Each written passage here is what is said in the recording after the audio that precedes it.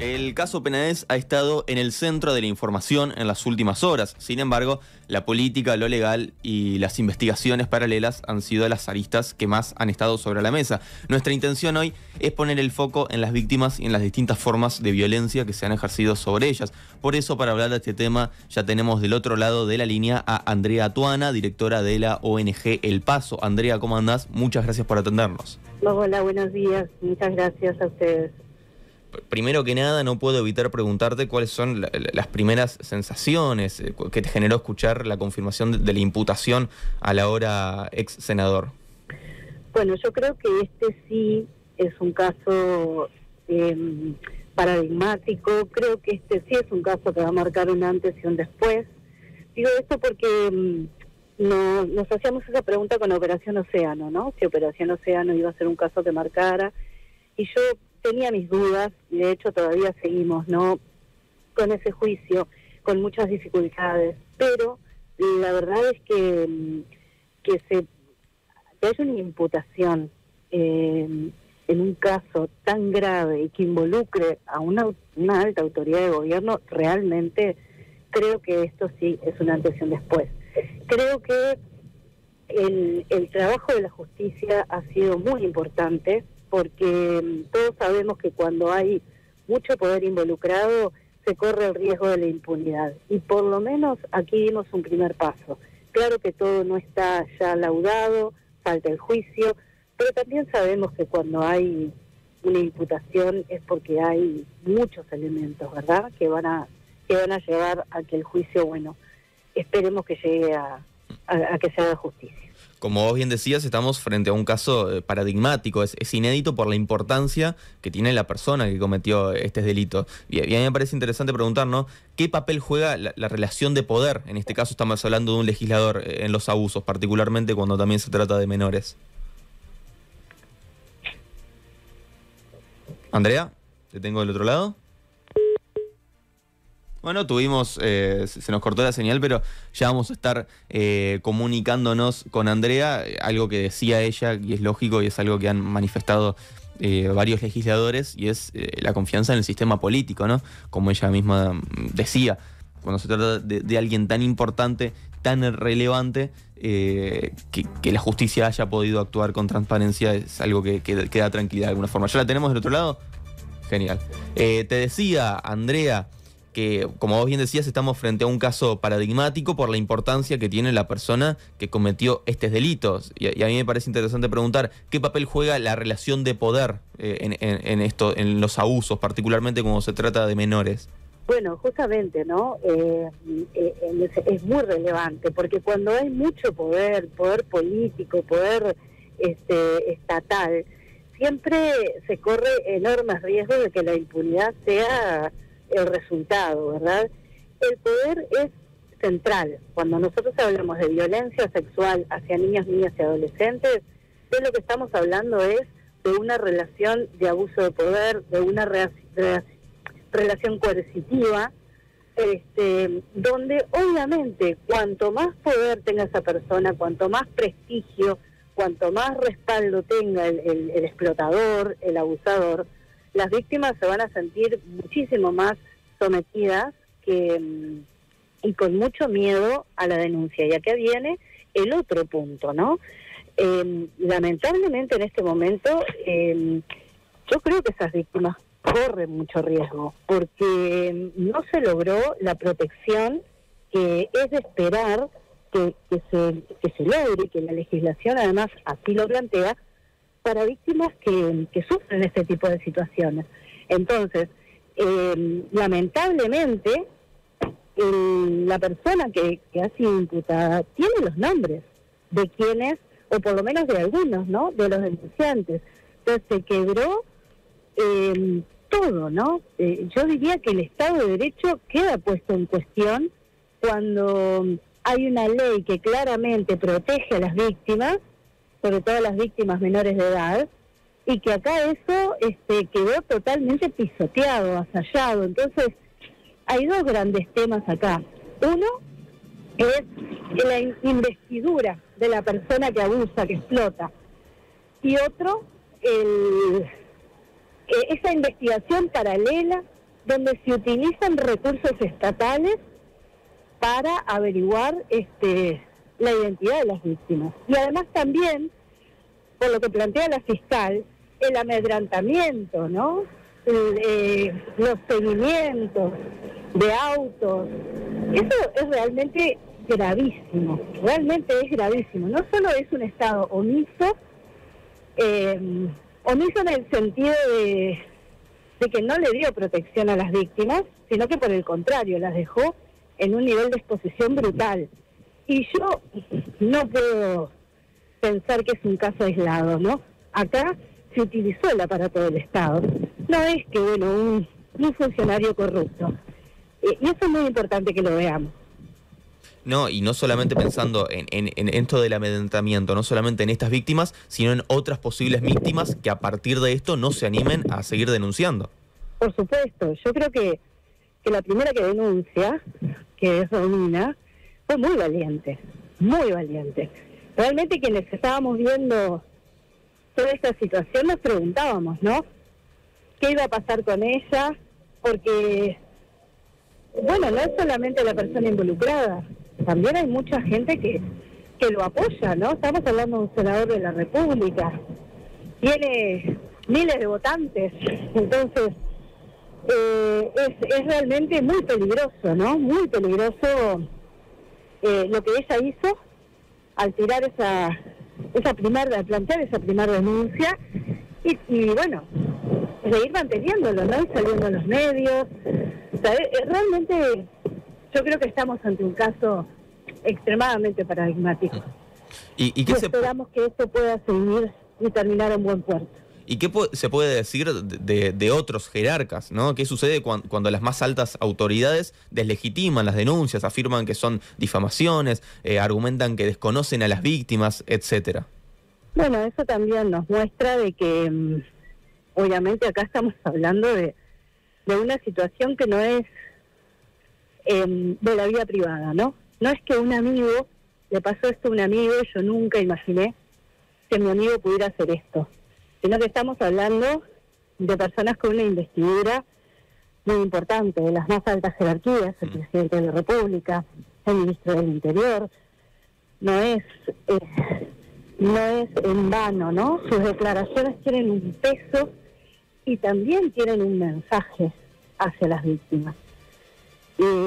Aún así, esas víctimas no fueron amedrentadas, o por lo menos ese tipo de mensaje no logró su cometido, y aún así tenemos una fiscalía y un poder judicial que tampoco se había amedrentado, porque realmente juzgar a un senador de la República y además tener, digamos, las voces del presidente y del ministro del Interior apoyándolo, sin lugar a dudas, no es inocuo y no es inocente. Y algo que sucedió, vos nombrabas a la primera denunciante, a Romina. Algo que sucede muchas veces también es que cuando pasa mucho tiempo entre el hecho y la denuncia hay como un descreimiento de la víctima. No es, ¿por qué pasó tanto tiempo en denunciar? ¿Por qué demoró tanto? Y no se tiene en cuenta muchas veces el desafío que implica tener la valentía de denunciar, ¿no? Ahí hay varias cosas. La primera es que en general, cuando hablamos de situaciones de explotación sexual, los explotadores y abusadores obviamente van a buscar a aquellas personas que están, o niños, adolescentes, que están en una situación de extrema indefensión, desprotección, estigmatizados. Entonces, muchas veces esos gurises no perciben su situación como una situación que les produce daño, porque están tan violentados, ¿no?, por toda su situación de vida, que eso hace que no perciban claramente esa situación. Por otra parte, estamos hablando de personas con muchísimo poder. Entonces, se conjugan estas dos situaciones como para que la impunidad quede totalmente blindada. Además de que estamos en un país donde la justicia no funciona adecuadamente, donde hay mucha impunidad y donde sabemos que la palabra de una persona con esa investidura, un senador además muy que dialoga mucho con el resto de la clase política, como una persona bastante, digamos, con mucho puente de diálogo, no es cualquier persona, ¿verdad? Y bueno, y vos estás del otro lado sintiendo que tu vida no vale, porque muchos de esos gurises y gurisas viven en esas circunstancias, es casi impensable, realmente es casi impensable que esa denuncia se pueda hacer. ¿Cuándo surge eso? A veces cuando aparece en alguna institución que sospecha, que empieza a conocer la situación, que le da un apoyo, que le da un respaldo, y ahí se puede plantear la denuncia. Pero si no, yo te diría que es casi impensable esperar que las víctimas denuncien a quienes les explotan sexualmente. Y la denuncia es como un segundo paso, ¿no? Pero en el caso de los menores hay un primer paso que es el hecho de contárselo a alguien del núcleo familiar. Ahí también es lógico que pueda existir miedo o incluso hasta vergüenza de contarlo, ¿no? Bueno, en general no es el núcleo familiar al primer lugar a donde recurren, porque muchas veces esos adolescentes, esos niños, vienen de un continuum de violencias que empieza muchas veces en el hogar. Claro. A veces también el hogar es parte del circuito de explotación, otras veces no, pero evidentemente pueden haber habido historias de violencias, de abusos, de desprotecciones, que hagan que los chiquilines salgan afuera, ¿no? A buscar otras contenciones o salgan del hogar para bajar los niveles de daño que viven ahí adentro. Entonces, no es el hogar. Muchas veces son gurises que quedan fuera de las instituciones, dejan de ir al liceo, entonces quedan realmente aislados. Y no, obviamente, no van a los sectores de salud, entonces es difícil encontrar adultos de referencia que los puedan apoyar, ¿no? Y que puedan visibilizar la situación. Y además creerles, sí, porque también está ese otro gran tema, ¿no? No culpabilizarlos. No, y ese mito de que acá estas cosas no pasan. Sí. Ahora resulta que todo el mundo se sorprende, porque en el Parque de los Aliados pasan estas cosas. Y hay investigaciones sobradas, hay ríos de tinta escritos en Uruguay sobre la explotación sexual. Entonces, no hay demasiado que no quiere ver, ¿no? Pero bueno, hay muchas cosas que derribar para que realmente este tema se pueda poner sobre la mesa. No, y en este caso en particular, siento, no sé si vos estarás de acuerdo con esto, que hay como una revictimización también en esa cuestión morbosa que se ha visto de querer saber hasta el más mínimo detalle de los abusos y cómo han sido los encuentros, en lo que no tiene que ver estrictamente con lo legal. Sí, bueno, eso es un clásico, ¿no? El morbo, y lo vemos en muchos delitos sexuales. Por ejemplo, en situaciones donde se han difundido videos sexuales, sí, íntimos, en donde las personas quieren verlo, ¿no? Ver ese video. O sea, el morbo realmente es algo que lamentablemente nos acompaña a los uruguayos y uruguayas, y también ese tabú, ¿no? El tabú de la sexualidad que alimenta todo ese morbo. Y yo creo que ahí hay una gran responsabilidad de la prensa de poder generar una cobertura de estas temáticas que no alimenten el morbo, que no alimenten el amarillismo, y que puedan realmente dar una información contextualizada y protegiendo, ¿no?, a las víctimas y a sus familias. ¿Y cómo evalúas la cobertura mediática en este caso, no? Porque, por ejemplo, siempre aparece sobre la mesa la discusión de si es víctima, presunta víctima, algunos medios incluso dicen supuesta víctima. ¿Cómo evalúas en general la cobertura mediática de este caso? Bueno, varias cosas. Primero, que se ha dado mucha trascendencia a lo que dijo Heber, a lo que dijo el presidente, que está bien, es muy importante porque son figuras relevantes, pero la realidad es que acá lo que hay que poner en el centro es la explotación, ¿no? La explotación sexual de esos gurises y gurisas. Por otro lado, esto de presunta, ¿no? En realidad presunto no. O sea, esos adolescentes denuncian haber sido víctimas de explotación sexual. Y entonces ahí no hablamos de presunta víctima.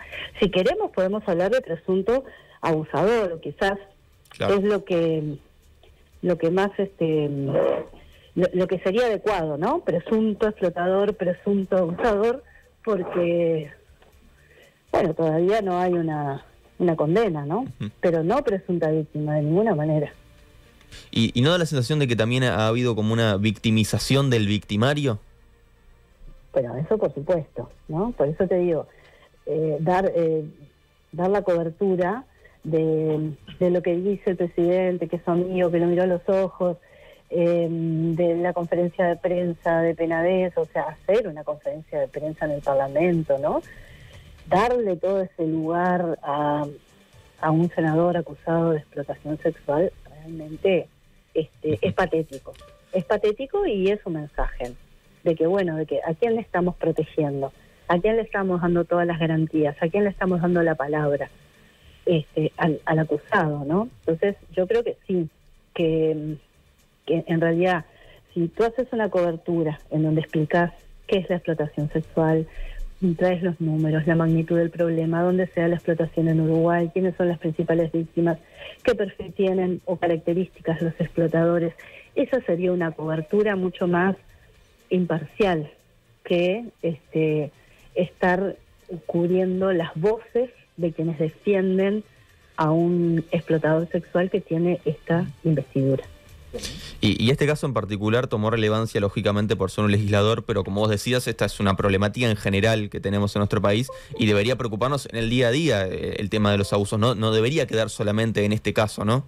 Claramente, por eso yo te comentaba esto, que mira, recuerdo la primera investigación que hizo María Elena Laurnaga y Sergio Migliorata en el año 1996 con apoyo de UNICEF. Ya hablaban del Parque de los Aliados, ¿no? De la explotación sexual, sobre todo de varones. Hablaban de venta de vírgenes, hablaban de safaris sexuales, ¿no? Que hoy digamos turismo sexual. Eso en el año 1996. De ahí en adelante hubieron múltiples investigaciones financiadas por UNICEF. El propio INAU tiene una investigación que se llama Secreto a Voces.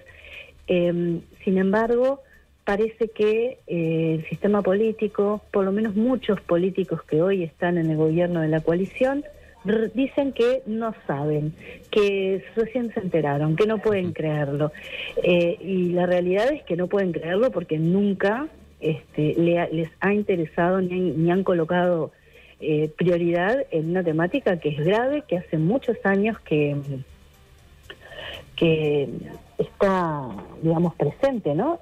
Lamentablemente en nuestro país y en la vida de los niños, niñas y adolescentes.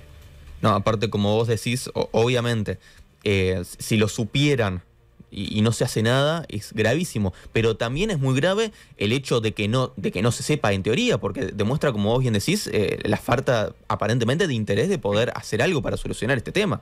Por supuesto, por supuesto. Lo mismo sucede en los abusos sexuales. Cuando hay un abuso sexual es como que, wow, no, nos estamos enterando. La realidad es que no, o sea, tenemos un montón de información, hay institucionalidad, ¿verdad? Tenemos el CONAPES, que es un comité interinstitucional que trabaja hace muchísimo tiempo en esta temática. Entonces, decir que hay, yo no sé, realmente no, está totalmente fuera de lugar. Pero también es cierto que a ese comité interinstitucional, que es el CONAPES, lo mismo que el CIPIAB, tampoco se le ha dado un respaldo institucional, ¿verdad? No van las más altas jerarquías a sentarse ahí y luego llevar los temas a los ministros correspondientes, no se le dan recursos económicos. Entonces, bueno, por un lado vos creás una institucionalidad, pero lo cierto es que no le estás dando los recursos, o sea que en definitiva es lo mismo que la nada, ¿no? ¿Y todas estas situaciones de abuso, los problemas vinculados a violencia de género, son estructurales en nuestra sociedad? Claramente, claramente. Cuando hablamos de violencias hacia niños, niñas y adolescentes, estamos hablando de unas relaciones de poder adultocéntricas, articuladas con las relaciones de género dominantes, ¿no? El sexismo, el patriarcado, en donde son temas estructurales, son temas que van diagramando las relaciones entre varones y mujeres, entre adultos y niños, niñas y adolescentes, y que no hay una mirada sobre eso, y una mirada sobre, acá hay que prevenir, transformando, ¿no? esta cultura que tenemos, que es machista, que es patriarcal, y además haciendo foco en determinadas situaciones de desigualdad extrema, como la pobreza, que para estas situaciones, la explotación, tienen una, digamos, una conexión muy importante. Quizás para otras situaciones de violencia dentro del hogar, de abuso intrafamiliar, decimos que la pobreza no es un factor que produce el problema, pero en la explotación sexual sí, porque es mucho más fácil captar una víctima que le chifla la panza del hambre, o una víctima que es un adolescente que quiere también acceder a las mismas pautas de consumo que acceden los adolescentes del otro lado de Avenida Italia, por decirte, ¿no? Un ejemplo. Sí. Es mucho más fácil captar esos gurises que captar a otros gurises que están con otras protecciones, desde familiares, con sus necesidades básicas satisfechas, con las posibilidades de acceder a pautas de consumo determinadas. Entonces sí, acá además tenemos que trabajar en el problema estructural de la pobreza, de la desigualdad extrema y de la falta de oportunidades y exclusión que tienen muchísimos niños, niñas y adolescentes. Lamentablemente los últimos datos que tenemos es que 1 de cada 6 niños, si no me equivoco, nace y crece en situaciones de pobreza. O sea que es gravísimo lo que está pasando en Uruguay. Y cuando se habla de esto como problema estructural se dice, bueno, pero las futuras generaciones ya vienen con otra cabeza. La realidad es que si no educamos a las nuevas generaciones, en realidad el cambio no va a estar ahí. Bueno, eso ni que hablar. Por ejemplo, una de las cosas que tenemos que educar a los varones a no consumir, a no pagar por sexo, y mucho menos cuando hablamos de una persona menor de edad, porque también en nuestra sociedad está esa idea de que están ahí porque quieren, ¿no? De que nadie los obliga, de que no son ningunas víctimas inocentes, que tienen 15, 16, 17 años y que además engañan, ¿no? Operación Océano es como la justificación, ¿no? Los pobres señores empresarios, profesionales universitarios, grandes negociantes fueron engañados, ¿no? Por unas chiquilinas de 16, 17 años, incluso algunas más chicas, que se hicieron pasar por mayores. Entonces, tenemos que enseñar a los niños desde muy pequeños a relacionarnos desde la igualdad, desde el respeto, aprender lo que es el consentimiento sexual, aprender de que acá no hay una doble moral, en donde si las mujeres ejercemos determinadas prácticas sexuales podemos ser víctimas de violencia, condenadas, podemos ser estigmatizadas. En cambio, si los varones lo hacen, todo lo contrario, ¿no? Tienen como toda la habilitación para hacerlo. O sea, hay mucho para trabajar, porque esto tiene que ver con la desigualdad, con el machismo, con la legitimidad de que se puede usar la dominación, el control y el poder en determinadas circunstancias, que eso está justificado, ¿no? Por ejemplo, si fuiste a un boliche y te fuiste con un desconocido y te metiste en un apartamento y aceptaste tener sexo con 2 personas, entonces si hay 3 o 4 en la habitación van a entrar porque, en definitiva, si consentiste con 2, seguro que vas a consentir con 4, ¿no? O sea, realmente hay muchas, hay una ideología machista y adultocéntrica que está lamentablemente muy presente en nuestro país. Y ves con buenos ojos... dale, disculpa. Sí. No, lo último, quiero decirte que es la hipocresía, ¿no? La hipocresía, o sea, de que Penades explotaba sexualmente gurises, esto era un secreto a voces. No es la primera vez que el ministro Heber o el propio presidente deben haber escuchado esto, ¿no? Esto era un rumor que corría por todos lados. Claro, nunca se pudo comprobar, entonces es difícil hacerlo público. Pero ahora venimos a rasgarnos las vestiduras, ¿no? Con la hipocresía. Pero esto era algo que era un secreto a voces. Y por último, cortito, vos hablabas de esto, ¿no? De educar, por ejemplo, en el consentimiento. ¿Ves con buenos ojos la implementación de la educación sexual integral? Es que yo creo que eso es, la educación sexual integral, es realmente la llave, ¿no? Es una llave que nosotros tenemos como sociedad, como país, para poder realmente dar vuelta a este partido. Dar vuelta es un cambio revolucionario, radical, ¿no? Transformar las relaciones de poder desde relaciones jerárquicas desiguales a relaciones en igualdad es una revolución. Ahora, han habido y siguen habiendo enormes resistencias y hasta incluso un modo de implementar la educación sexual quitándole la centralidad, que muchas veces se terminan dando clases de métodos anticonceptivos o de prevención de infecciones de transmisión sexual, pero en realidad la educación sexual integral lo que implica es trabajar, ¿no? Trabajar en justamente un cambio de cómo esta sociedad distribuye el poder y cómo enseñamos y educamos desde muy pequeños a nuestros hijos e hijas en ese posicionamiento. Y eso hay que generarlo con políticas educativas que ingresen este tema desde que el niño entra al CAIF hasta que termina toda su escolarización, y no como talleres, y no como unas campañas de prevención de violencia en el noviazgo, sino como una materia que todos los años maneje estos contenidos según obviamente las edades y la didáctica que haya que aplicar.